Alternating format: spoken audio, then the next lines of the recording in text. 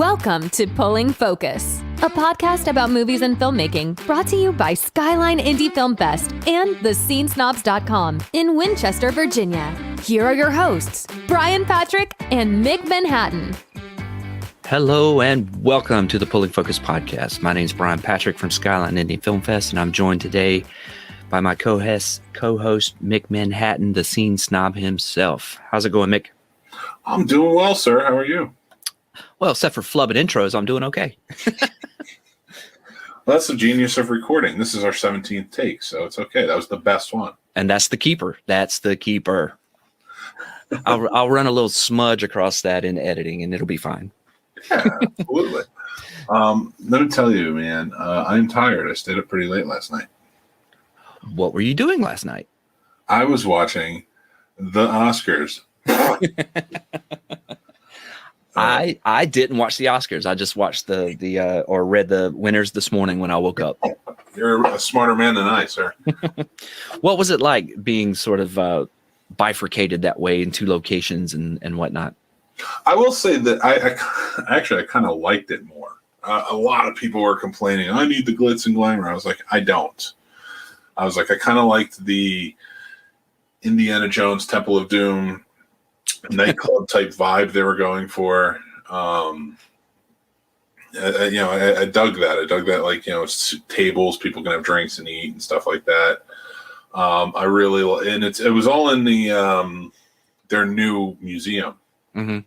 So, and when Regina King in the beginning did the walkthrough, I was like, well, this is ridiculous, but at the same time, it's kind of cool to see the museum a little bit, and I get why they're doing it. I was like, it's really nice. I was like, if I was still in LA, I would love to go there.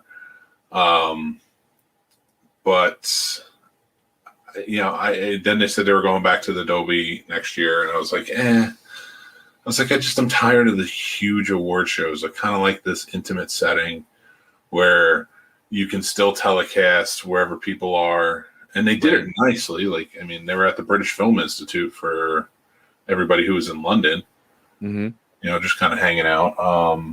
But it was like 200 people there. And I was like, that's fine. And I was like, I don't need thousands of people cheering. I didn't need big music numbers and all that stuff. Right. Yeah. How did the nominees seem? Did they seem more relaxed, or were they still in ball gowns and tuxedos, or how was that? Oh yeah, they were dressed up. They were all dressed up, still really nice. And even the setting kind of fit it, So it was, like I said, it was almost like the Temple of Doom, that opening club that he's in, where anything goes. Where anything goes. They had that very cool setting where you still want to dress elegant for the affair, and they had a really nice stage and everything. That almost killed 30 old people. And I'll get to that in a second. They didn't have an orchestra because it wasn't this big venue, but they had Questlove DJing. Mm. And one thing they did I thought was really cool, and I kind of wish they did more of it, is they had Lil Rel was one of the not hosts, but he was one of the correspondents, kind of going around and talking to people. Mm-hmm. And they would play trivia games. They played okay, guess this song. Was this song nominated for an Oscar? Was it not nominated? Or did it win an Oscar, or was it not nominated at all?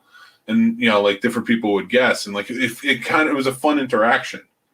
I forget the woman's name who plays Billie Holiday in that United States versus Billie Holiday, but they played Purple Rain, and she was like, "Well, if it didn't win, it was definitely nominated." And they were like, "No, it wasn't even nominated." She goes, "That's some bullshit." And she hands back the microphone. I was like, "That's fun." I was like, "That should," to me, that was that was fun. Yeah. That was very cool to see. And it actually added a nice little you almost felt like these people are human, Yeah. So they did little stuff like that. The speeches went on a little bit longer than normal because I bet Questlove didn't even want to play him off. I bet he was supposed to, and he's like, nah, we're good. Yeah, because Questlove, he's the man. He was playing, he played Simple Minds. He played a bunch of hits from the 80s and 90s that were just fun, that were in movies and stuff like that. So there's the ambience I really liked. And a lot, I don't really want the big stage ambience again.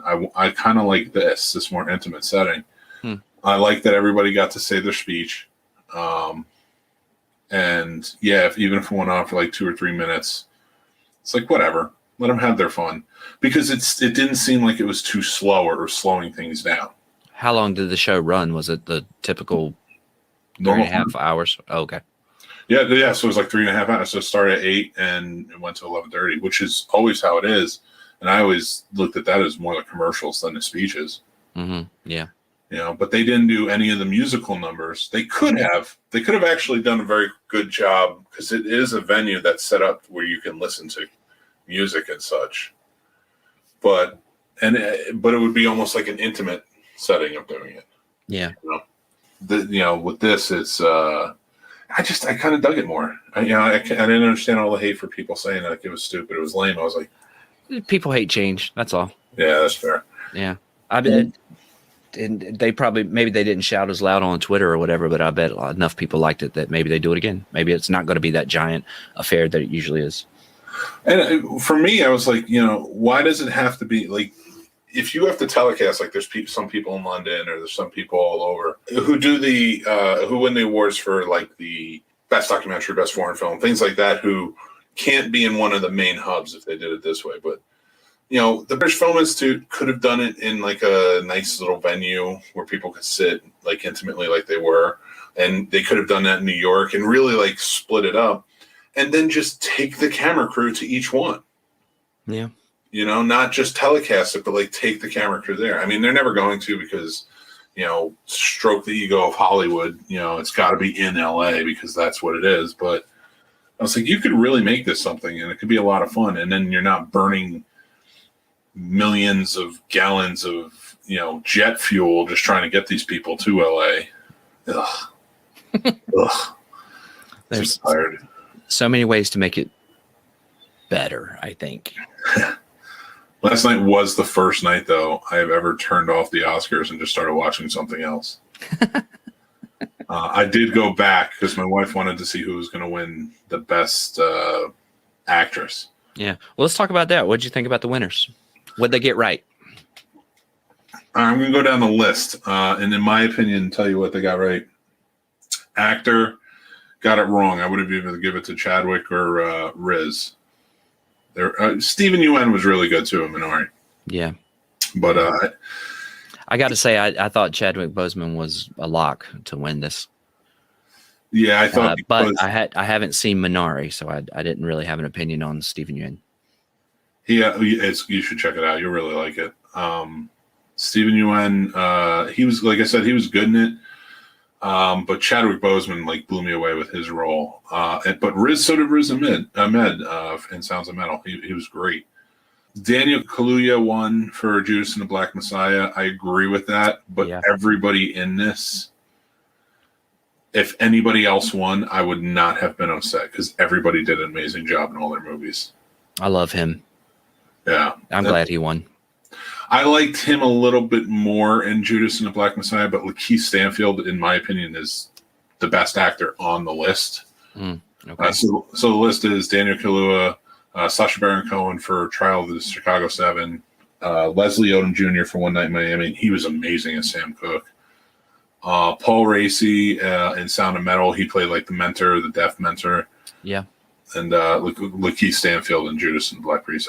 I don't understand how this is what pissed me off about this. Sorry, I know it's going to take forever. I'm only on the first thing I start talking about. But this is what pisses me off. It's best actor in a supporting role for these two. And they were the stars of the movie. And if one of them wasn't the star and one like say Daniel Kaluuya is considered the supporting role, Lakeith Stanfield is definitely the star of that movie. It's called Judas and the Black Messiah. They are Judas and the Black Messiah. Why are either of them in supporting role? But they wanted one of them to win is basically what it came down to.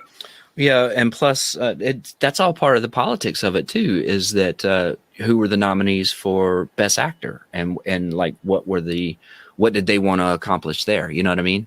Yeah. So that's part of a reason that I dislike the campaigning part of the Academy Awards, of all the awards, really.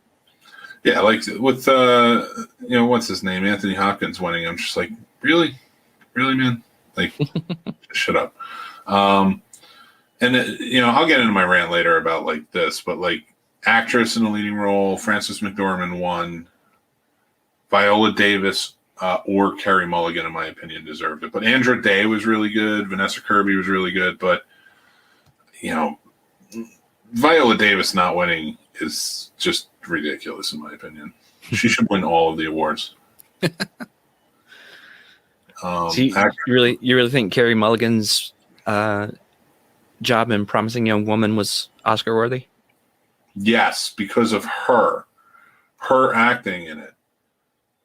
That was an outside of the type role for her. Yeah, for sure.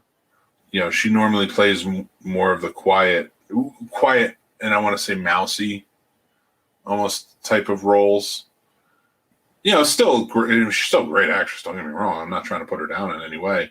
I love Sally Sparrow. I think she's fantastic. This was not a role like when people say, how could Carey Mulligan be chosen for this for whatever reason? Because they're idiots. I know she was up to the task because she's a great actress, but sure, it was just different from what we normally see her in, and she nailed it, in my opinion. So as an actor, I think she deserved that. All right.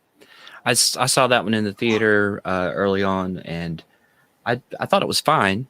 I get the best screenplay award. I get that. I wasn't on board with the nomination for best actress, but she did a great job. Obviously, there's just so many other like top notch work out there. But that's why I don't do an award show, because I don't want to put myself out there that way. Yeah, no, I'm the idiot who does those things. 100%. I mean, I agree with that, but like I said, like Viola Davis above all deserved it. Yeah. So, it doesn't really even come down to anybody else, in my opinion. The actress in the supporting role, I'm so glad she won. And as Yoo Jung Yoon, she played the grandmother of Minari. The other actresses in it are truly fantastic. Glenn Close, Olivia Colman, Amanda Seyfried, and Maria Bakalova, who played the daughter in Borat, the second movie. Mm-hmm. She did a really good job in that movie. But I'm so glad the grandmother from Minari won, because her speech was perfect. That was it. That's the only reason I'm so glad she won. So you're glad she won so you could hear that speech? Yeah, 100%. I gotta go get it, I guess, then. And just listen to her speech. She's adorable, and she was fun, and like she's just this old woman from Korea who's like, you could tell is like in over her head and winning, but it's just like, you know what, fuck it, and she almost died because she almost tripped over the stupid stage layout they had. Oh, jeez. And then the animated. I'm not going to do all of them. I'm going to do like the main that we like doing, but. Animated feature, Soul won, which I'm not upset about, but I liked Onward more personally. Cinematographer, Mank won. Of course, that deserves it. I mean, it's a David Fincher movie. Of course, it's the best cinematography. Oh yeah, directing, Nomadland won. I mean, Fincher not getting it is a little hard. Yeah, whatever. Fine, good for her. She won. I heard more non-reporters, non-critics. I heard more regular people talk about Nomadland than I did Mank. Oh yeah. No, don't get me wrong. Nomadland is fine, and I'm not upset that she won. I'm just like, it's David Fincher, man. He doesn't have an Oscar at all, and like that. I'm like, for a stupid group that is notorious for giving out, like, oh, he's been in the business forever, he earned this, type of awards. How you've not given one to David Fincher for one of his movies just makes you look stupid. It would be something that they would do, like never give it to him, right? And then in his 80s, they give him like an honorary Oscar. Which they've done with Alfred Hitchcock. They've done with so many great directors who are just kind of like, fuck you, man. Like Robert Wise was the recipient of I forget what it was called back in the day. It wasn't Cecil B. DeMille back in the 60s, but it was Robert Wise won it. And, I mean, West Side Story, The Day They Were Stood Still, so many great movies this guy has done. And he never won an Oscar. And then they were just like, here's the Lifetime Achievement Award. And then the next year he had to give it to Alfred Hitchcock. It was just like, you guys suck. You guys are the worst. Yeah. Oh, yeah. Well. So here's what I thought was weird. Best Picture winner. It wasn't the last one of the night.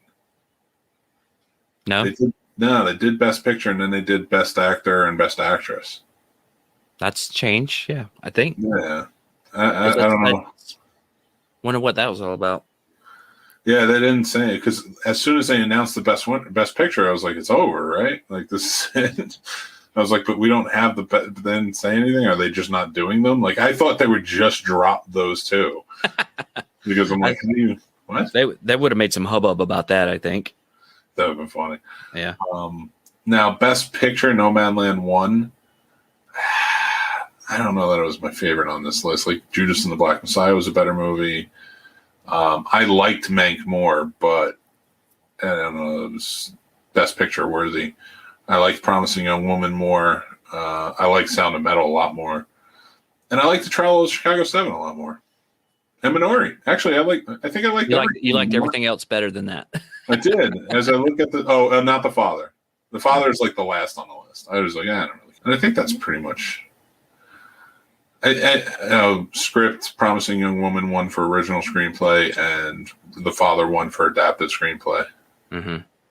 I'm not getting anything else because screw these people. Screw the Oscars, man.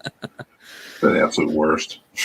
So, of those main nominees, I've seen Promising Young Woman, Trial of Chicago 7. That might be it. I think I watched them all because I just kind of powered through just the best pictures. Like, I didn't really care about everything, but they were all pretty much nominated for everything. Yeah. Yeah. I just been working on other stuff that I haven't seen or whatever. And like nothing was like a real attention grabber for me this year. I wasn't inclined to go out of my way to find them or go to the theater to see them. I have to admit, I think after all of these years, 2020, I mean, it just felt like years. I just don't think I give a shit anymore. Hollywood has just really just annoyed me. with the like hijacking the movies and like pushing them and stuff, or like, what do you mean? Well, for one, like last year, like they made this whole big thing about how movies kept everyone going last year. I was like, yeah, but it wasn't your movies. It was like independent movies. Yeah, that is true. Calm your bullshit down. Like, I mean, you did not save people and keep them entertained for Hollywood. Like, most of these movies didn't come out till the end of the year because you wanted to make sure that they fit right in line with the Oscars. Yeah. As a absolute last minute, as late as possible. And some of them came out after January 1st, and that's why they pushed back the Oscars to April so they can still count them. Yeah. I hate people. It did feel weird. Like, it wasn't even on my radar last night. About 10 o'clock last night, Christine said, "Oh, you're not watching the Oscars." I was like, I kind of forgot, because it's usually in February, not April, not certainly almost May. Yeah, it was like 10 o'clock. Mary came and sat down. She was working on cookies, and she came and sat down. I was just like, I'm just going to put on a Monk because we've been watching Monk. I was like, because I don't give a shit what's happening here. I don't care at all. Well, it's over now. We don't have to think about it until next, I don't know what, November. Campaigns will start, I guess. And that's when the Snobbie Awards and second annual will start. So do you run in line with the Oscar period? Is that the idea, or that just happened this way? First of all, tell us what the Snobbies are. Snobbies are. The Snobbie Awards are an independent podcaster award show that the Steen Snobs put on.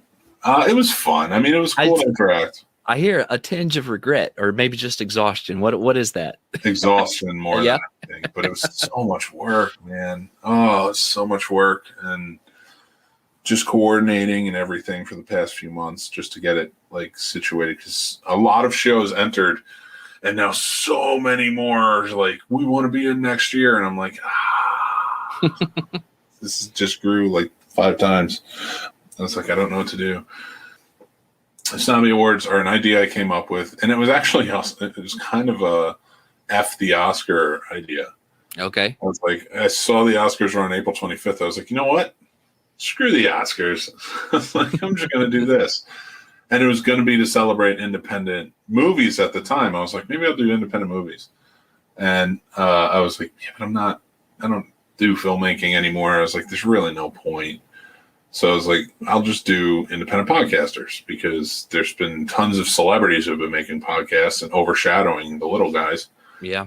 So I was as like, usual. Although one of the big winners are 3 celebrities, so that tells you something. But we did. It wasn't bad. Like everything was independent. People and everybody submitted their own stuff or had shows submitted by other people. So it came out pretty good. A lot of people showed up to accept their awards last night or yesterday. Yeah, so like it definitely it turned out really well. I'm happy. All the shows that were nominated and won are good shows. Really excited for them and stuff like that. So they win the teacup or shot glass trophy. I told everybody right from the beginning, I was like, this thing is like plastic and tiny, so I don't want to hear it. When it shows up, relax. Well, when it came down, I was like, when I thought about this, I was like, okay, F the Oscars. And then when it finally came around, I was like, I'll do independent podcast. It was all in one day. Everything happened progressively in one day, where I saw the Oscars were on April 25th. This is like in February. I was like, okay, I can't do movies. I should do independent podcasts. So I did that. And then I looked up on Amazon and I found like a whole box for like $15 of these tiny little trophies. So I was like, this will be hilarious. So I went with it. And then I was like, we'll make this more funny than anything else. And then I announced it that night. Of course you did. You developed an idea in a day and announced it and probably didn't discuss it with anyone. Not a single person did I discuss. You need a team. If yesterday proved anything, it's I need a team. We had a lot of good people. Like I didn't judge anything. Like we had a panel of judges go through everything. And a lot of people were just like, well, we weren't, put in for it or anything like that. I was like, you had to submit. And I put that out everywhere. Right. If there's no excuse, because I know shows like one person runs their own network and they were like, well, we didn't know about it. And I was like, one of your shows on your network submitted. So what do you want from me? I'm like, get with your people. Like it was out there. Like they saw the advertisements. I even boosted it. So like people should have seen this. So now people are coming out of the woodworks and saying, well, I mean, so I saw all that marketing and stuff like that, but I'm sure you mentioned it on every show that you have and on pre-roll and everything else. So like, what else can you do? Is that mail everybody directly? And that doesn't even work. I'm not doing that. Yeah, because that's ineffective and very expensive. Don't do it. I kind of knew going in though, like the first year would be that people would find out about it and then they'd be like, all right, we're down for next year. And it's like, fine, whatever. If you're around next year, submit 100%. Well, and that's the number one parameter, right? Is your show still on the air in a year from now? Yeah. Oh, that's the best part. Like, and I think everybody's will be, but like I often laugh, like, I wonder how many of these nominees or winners are going to be around next year. Yeah. And that's not the shit talk, but life is going to open back up and people are going to start having to go back to jobs. Exactly. And people are going to work and people aren't going to be sitting at home all day in the same way. And plus podcasting is hard and people just get tired. We'll see. It's going to be interesting, to say the least. But you do plan on doing it again? All right. So it's like a snowball rolling downhill. Like it's one of those things. I don't know if I can stop it. Okay. Because now I have people who because I was running the board, I was doing everything, like Casey and I was really helping me. We had the judges who helped put everything in order in terms of the nominees and stuff like that. But running the show was just me. And so there were mishaps but we're funny enough. We can just kind of play it off. But, so we had a few mishaps here and there and people were just like, well, I want to work on it next year and I'll run the board or do this. And it was like, okay. I was like, I'm hoping by that point I'm making enough money I can hire somebody. Yeah. Well, that'd be nice. Like I would like every quarter just remind them, hey, just you said you want to volunteer and like help out run the board for the Snobbies Award. Just it's 9 months away. Just checking in. It's 6 months away. Just checking in. It's 3 months away. We need to have a meeting. That's 100%. That's why I got to pay people. I was like, I'm just going to pay you because I know you'll do it then. That's actually not true. No, that's not true. But let me know if you figure out where you find some money. I don't know. I have no idea what I'm going to be doing. I'm going to find sponsors just for the Snobby Awards. This is brought to you by Rolex, just like the Oscars. Oh God, the U.S. Open tennis masters, right? Rolex and Cadillac and all that stuff. Swiss. Oh, it was so funny because actually during the Oscars last night, they did have a Rolex commercial where they were talking about filmmaking and how it's inspired so many, and Rolex has been there every step of the way. Filmmakers use Rolex to keep time on set. I'm like, never used a freaking Rolex. I've been on a lot of film sets, and I've never seen a Rolex on a film set. Never. I've seen Rolexes. That's about it. Oh, I'd like a Casio, maybe. And maybe on the people in that room, they have Rolexes, sure, but give me filmmakers. I mean, at this point, we have relationships through the show and through other projects and stuff like that with like some pretty successful producers, and they all have to break their back to get movies made. Like, no one's rolling in and just bankrolling this stuff, Yeah, it's so weird to me. Unless you're a Russo. Daniel LaRusso? Oh, good show. Love it. Yeah. But, man, I don't know. So, how was your weekend? My weekend was good. So, as some of you may know, Skyline has a new co-director in Billy Ray Bruton, and he came out to see Winchester firsthand this weekend. So he was here Thursday through Saturday, and he likes Winchester's vibe. He likes our potential locations.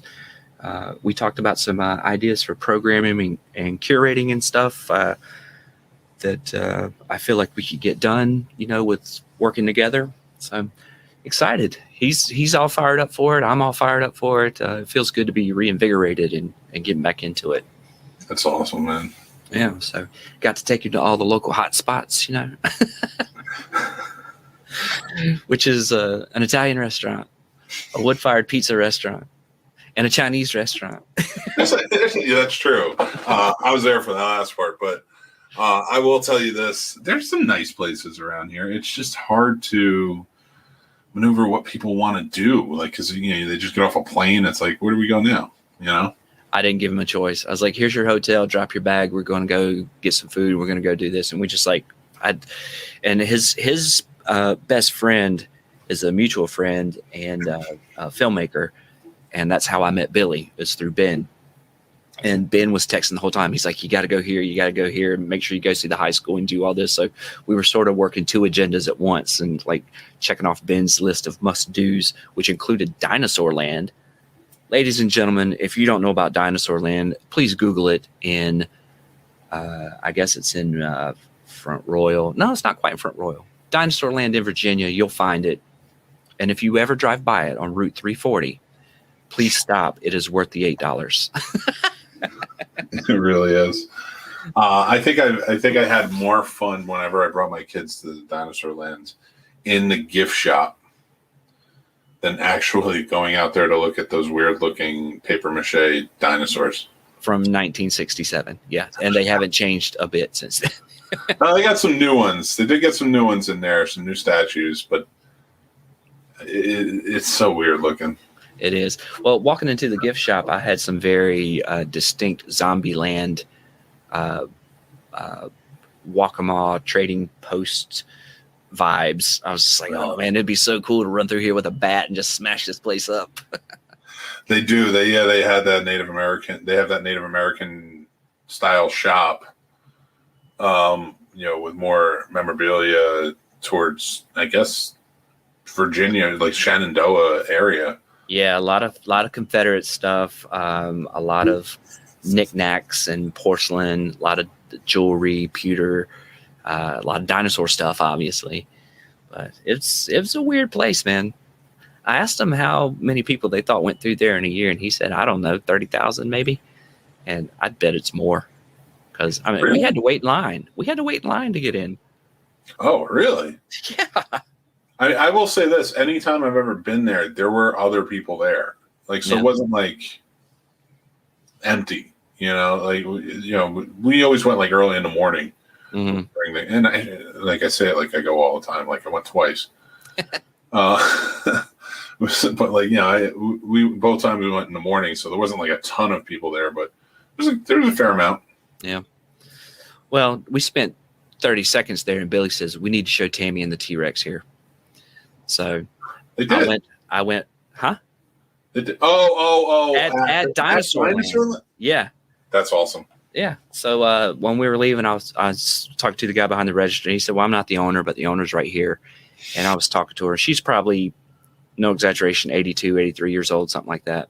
And I said, hi, I'm Brian Patrick. This is Billy. We run a film festival. We'd love to show a movie here. And like, I didn't even give her time to say no. I was like, we're licensed and insured, you wouldn't have to do anything. This is just we would do all the labor. We just need access to the property. We can sign waivers, releases, all this other stuff. And she just goes, I'm not interested. And I was like, all right, well, that's fine. I understand. Maybe I'll give you a card and give you a call in a couple of weeks after you've had time to think about it. She's like, you can leave your card, but I'm not interested. And I was like, all right, well, I appreciate your time and everything. And I think it could be a lot of fun. I just really want to stress that, we are not looking to create any work for you, and you'd be paid for this. And again, we are licensed and insured. I can give you a bond. We can figure it all out. And she goes, I'll talk to my sister, but we're not interested. I was like, all right, well, I'll talk to you in 2 weeks then. My name's Brian Patrick. We'll see you later. Thank you for your time. But she was like, you remember Kids in the Hall? 30 Helens Agree or something like that. She looked like one of the Helens. She was just like, no. No, we're good. 30 Helens disagree. Oh my God. Billy's like, you covered all the bases. She's just not having it. I was like, I tried hard, man. I tried really hard. People are just ridiculous sometimes, man. They really are. Like, it's a good opportunity. Yeah. Why not? And there was plenty of space for it too. So, but yeah, you could have done a cool thing outside. Well, yeah, that was the idea. It'd be over by the like where all the fake dinosaurs are eating the other fake dinosaurs, like the violent path. Yeah. What better place to show Tammy and the T-Rex, followed by Jurassic Park? I mean, really. Or maybe the other way around. Start with Jurassic Park and do a late night Tammy and the T-Rex. That would be such a good one. Helen wasn't having it, though. Well, Helen doesn't know what she's talking about. Sorry, Helen. And your whatever's going on there. She's just selling knickknacks, man. Making a mint, I'm sure, because everybody that comes in there buys a $40 T-shirt. Yeah, all right. I can't really argue with that. I didn't buy the T-shirt, but I definitely I was like, kids, I remember these toys when I was young. So it's like, let's play. And they've got the Virginia legal fireworks there, the sparklers and the fountains and stuff like that. So anyway, it was a fun place. We had a good time. We were there 20 minutes. That was plenty. I don't need to go back if we're not going to show a movie. Yeah, no, I get that. And then you shouldn't. Because I have a feeling it's just not going to happen. But now I want to show Tammy in the T-Rex place. Someplace. Psycho Cinema does that. Like, they've done it twice, I think. Yeah, I went to once or twice. Anyway, on our movie podcast.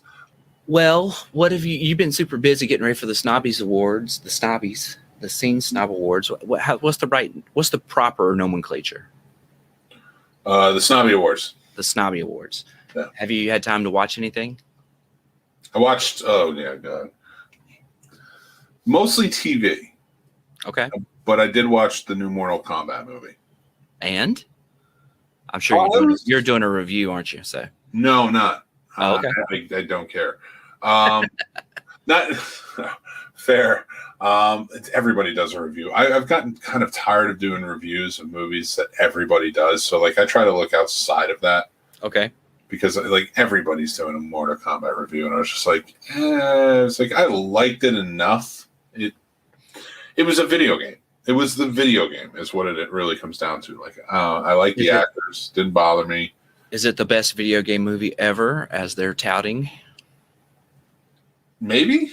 I mean, is it really better than Super Mario Brothers or Double Dragon? I mean, come on, not Double Dragon, Street Fighter. Shit. They did make a Double Dragon movie though. Oh, did they?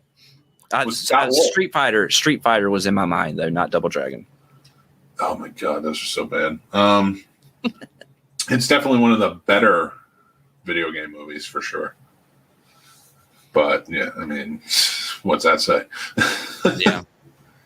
Well, I didn't even realize that there was a Mortal Kombat movie until we were out at the Alamo chatting with Steve, and his son was like, I'm going to see that. And I turned around and I was like, oh yeah, Mortal Kombat.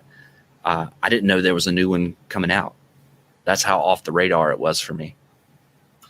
Yeah, for me, I was just kind of like, all right, well, I'll check it out. Like, I'll see it. Like, it wasn't something I was like all on board for, if that makes sense. Mm-hmm.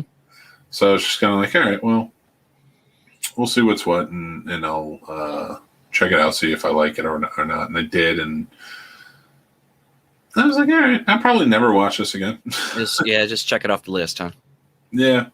Saw it. I watched Stowaway on Netflix this morning. How was that?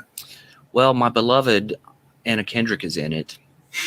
And as much as I love her, she is not a very dynamic actress. Toni Collette is in it. I like Toni Collette. Okay. Yeah. Is it a horror movie? What is it? No, it's a drama. A ship takes off heading to Mars on a 2-year mission. 3 people, and something happens during pre-launch, and a pre-launch tech is knocked unconscious and launches with them. So when there's a little drop of blood on the floor, and the captain, the commander, Toni Collette, opens a hatch and he falls out. And when he falls out, he breaks a life support component that they can't then fix. So now they're not going to have enough oxygen for all 4 of them. So then they have to deal with that. And, and all the trials and tribulations and pragmaticism and emotion that go with, we can't just shove him out the airlock. We have to try everything, that kind of stuff. So yeah. Pretty good music. I thought the score was great. I got really, really tense during one of the spacewalks, and I noticed it in myself, and I was just like, oh my God, this is a good score. Look how tight I am right now. That's awesome. So like, my Letterboxd 365 in 2021, I gave it 2 stars, which is not very high, but I did like it. Okay. I think it had some really good aspects. I thought it was pretty unique in a lot of ways. It did remind me of a couple of other stuck in space sort of situations. Mars with Matt Damon, right? The Martian. Mars, yeah. And a little bit of The Martian, the Martian, and a little bit of Gravity with Sandra Bullock and George Clooney. So yeah, I like it. I think it's worth watching. It's number 2 in the country on Netflix today, so people are watching it. That's good. I will tell you this. I get to a point where space movies that are dramas, I just don't care anymore. I think I'm over dramas in space.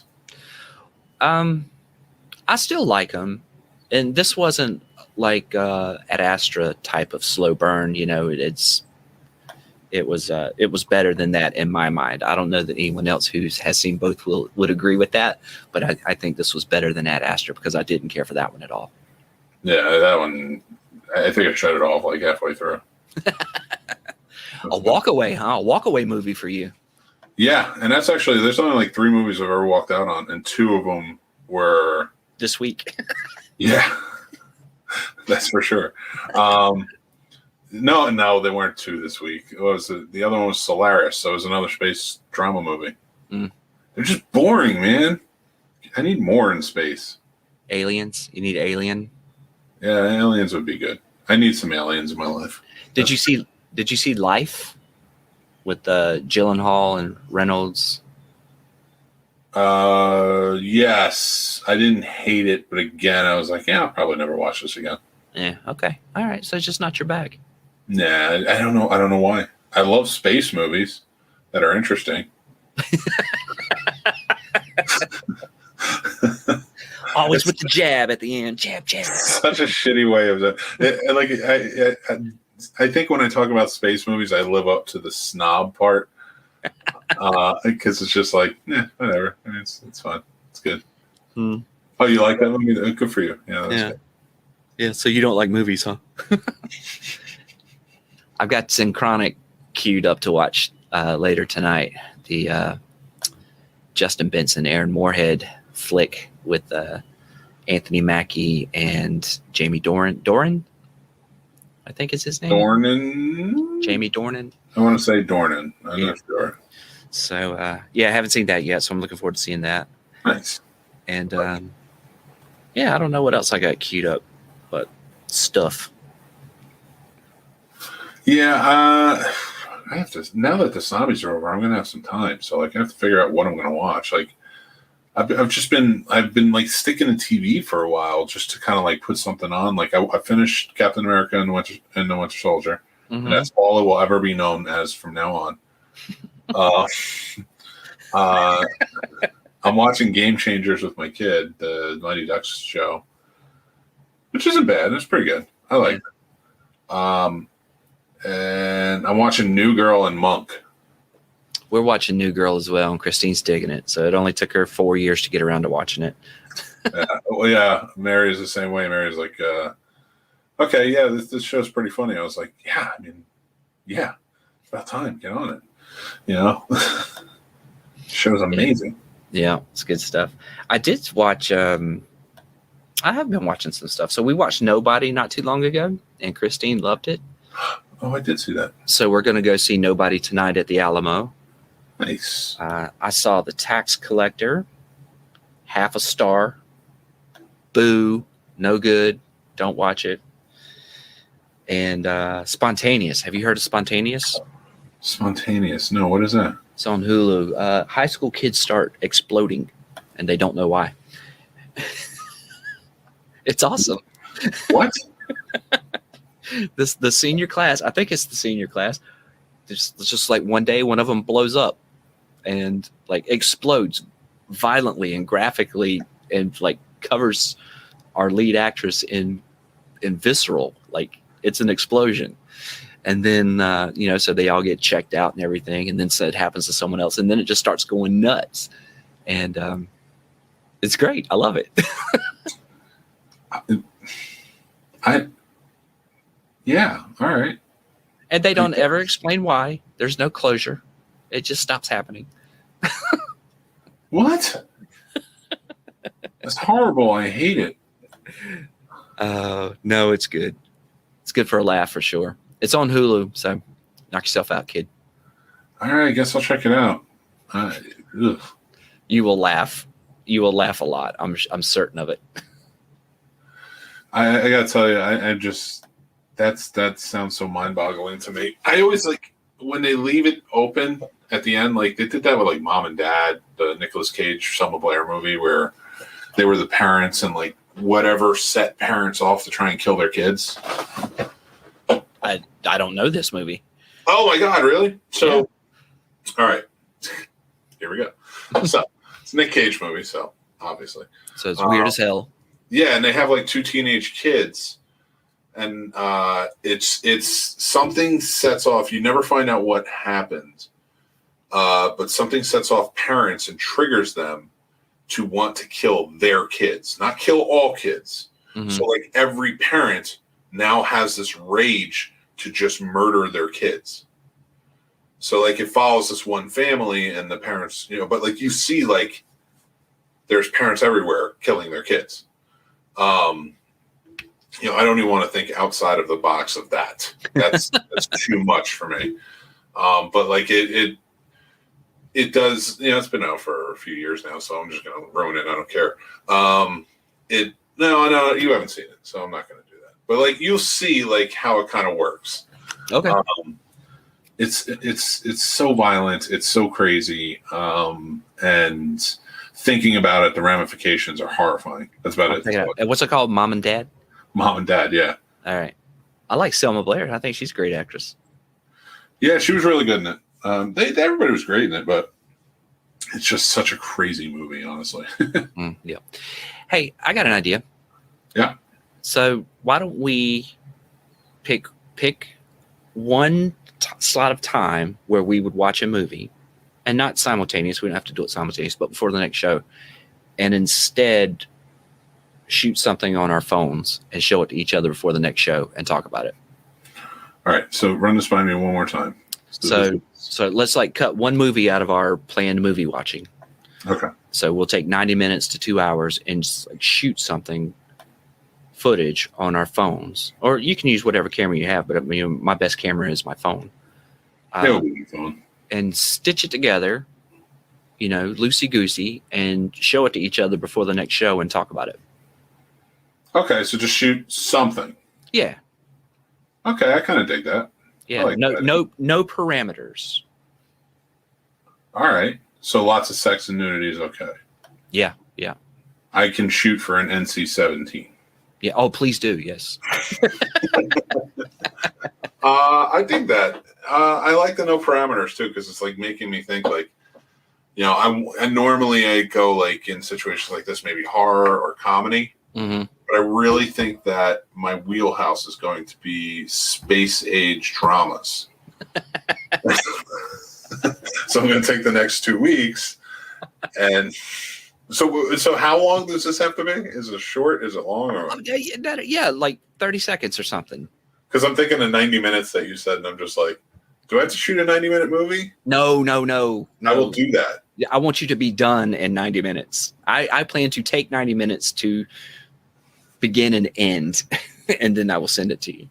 Oh man, that's gonna be so crazy. It could be promo style, like all over YouTube. It could be, I don't know, it could be your kids acting like robots. So what I want to do is just start exercising the lighting and the focus, and those muscles that we haven't been using, because we did spend a while writing a bit during COVID, but I haven't hit a shutter in a long time now. So okay, I'm down for that. I definitely want to try this.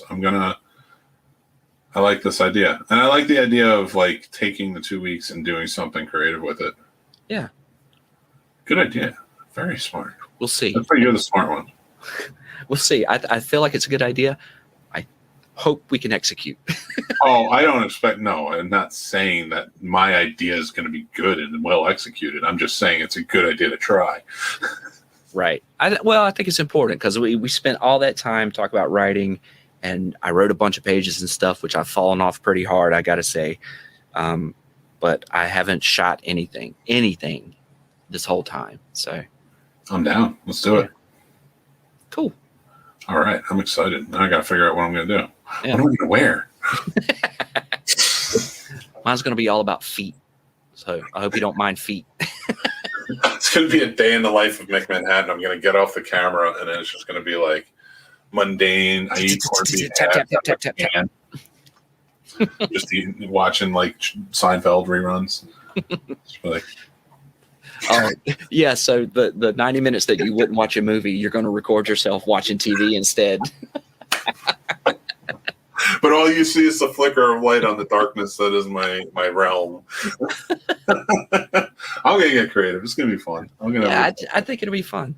And if we get wrapped up in life and everything else, we'll try it for another time. But anyway, let's set that as a task, a goal, a project to do, and see what happens. I'm just gonna walk up to people and be like, "You're gonna be in the pictures, kid." Like, hey, you should be in the movies. You're gonna be out somewhere in Winchester. I'm gonna run around with my camera like, I'm getting the footage. I'm gonna do a documentary of just all the takeout I order. Just door open Chinese food, door open Indian food, door open more Indian food, door open. This guy likes Indian food a lot. At the end, you just put eat local. Yeah, why not? There you go. I love that. Dibs. All right, that's all you, man. That's all you. I will not take it. So let me ask you this. You say no parameters, but it gave me an idea. Okay. we each give each other one parameter, and it could be just something we put in our movie. It doesn't have to be a huge parameter. Like, you have to make this type of movie. Like, just like one parameter. Okay. We give each other. I don't have that right now, so we'll find out what each other's is. But like even if I'm just like set an alarm clock to like 1:15, I don't know why, but it's a parameter. Like, that's just something small. So any clocks in your shots have to be instead of happy time, they have to be at sad time. What's sad? Is that down? Is that like 6 o'clock? So like happy time is like 10, right? 10 and 2. So okay. Yeah, like almost all hand clocks and almost all movies are set to happy time. It's like 7 and 4 or 8. So like 7:20, yeah, would be sad time. That's not my parameter. That's not my parameter, but okay. That's funny though. I never heard that. Oh man, I'm excited. I want to do this. God damn it, Patrick! I just got done with an award show. I was like, I'm free. Now you're going to shoot a short. You're going to shoot a short. I have to shoot a short film. Yeah, no, I'm going to do this. I'm going to work on this. It's going to be fun. You're looking around the room. I can see you looking around the room thinking about what you're going to do. I'm thinking, I'm in my basement right now looking at all this stuff, and I'm just like, what have I done? Well, now that's all I'm thinking about. So let's wrap up this episode, and now, so I have to think about like what I'm going to do. Yeah, exactly. All right. Well, thank you for listening, everybody. Stay tuned because we are going to start shooting impromptu short films and tearing them apart for each other, I'm sure.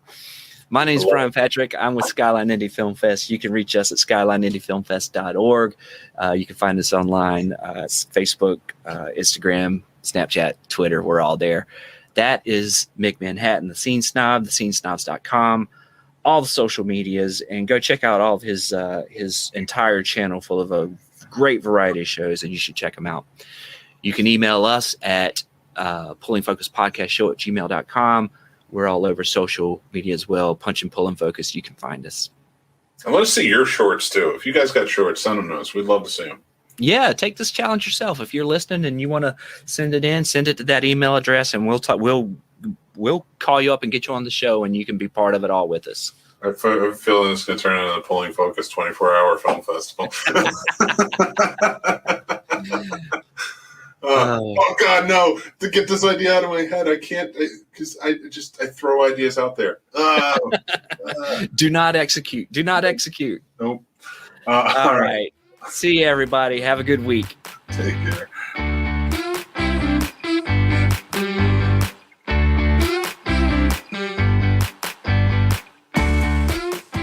You've been listening to Pulling Focus with Brian Patrick and Mick Manhattan. Follow the show on Twitter and Instagram at Skyline Indie Film FE and at The Scene Snob. Please rate and review the show wherever you get your podcasts. Thanks for listening.